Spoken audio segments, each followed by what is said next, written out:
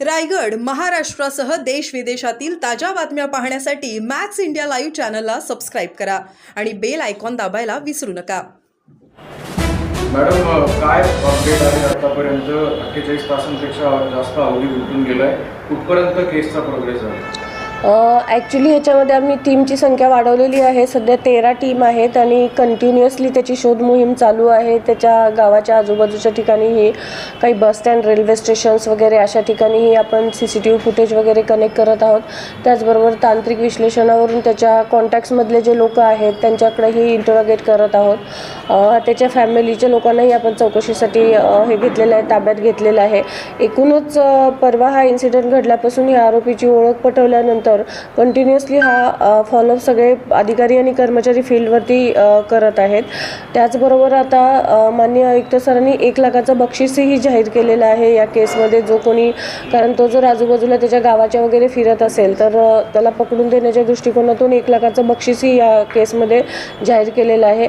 आणि बाकी ज्या गुन्ह्याच्या फॉर्मॅलिटीज आहेत त्या सगळ्या चालू आहेत। तपासाचा भाग याच्यामध्ये आहे, फॉरेन्सिक्स, बसचं ॲनालिसिस वगैरे ह्या सगळ्या गोष्टी चालू आहेत। मॅडम, साधारण 48 तासानंतर सुद्धा आपल्याला काही आरोपीपर्यंत लीड मिळालेले आहेत का? आरोपीच्या कुटुंबाच्या पैकी कोणाकोणाची चौकशी आपण केली? ॲक्च्युली तशी याच्यापूर्वीही तिथंच त्याच्या घरच्यांची चौकशी केलेली होती, पण आता त्यांना इकडे पोलीस स्टेशनला आणण्याबाबत इन्स्ट्रक्शन देण्यात आलेले आहेत। त्याचा भाऊ ऑलरेडी चौकशीसाठी आम्ही ताब्यात घेतलेला आहे आणि जसे जसे आम्हाला लीड मिळत आहेत तसं तसे आमच्या टीम वर्कआउट करत आहेत। स्वागत आगार प्रशासनाच्या कुणाची चौकशी आपण केली आहे का या बाबतीत? नाही, चौकशी तर होईलच या प्रकरणामध्ये, तो तर तपासाचा भागच येईल याच्यामध्ये त्यांची चौकशी करणं हे। पण त्यांचे काही अधिकारी वगैरे काल येऊन या संदर्भात मला भेटून गेलेले आहेत। RTOच्या संदर्भात RTOचे अधिकारी देखील तुम्हाला काल भेटून गेलेले, काय त्यांनी तुमच्याकडून अहवाल घेतलेला आणि पीडित तरुणीच्या अहवालामधनं काय निष्पन्न झालं? ॲक्च्युली RTOचे ऑफिसर येऊन त्यांना ह्या सगळ्या गोष्टींची माहिती हवी होती, ती माहिती विचारण्याच्या दृष्टीने ते आलेले होते।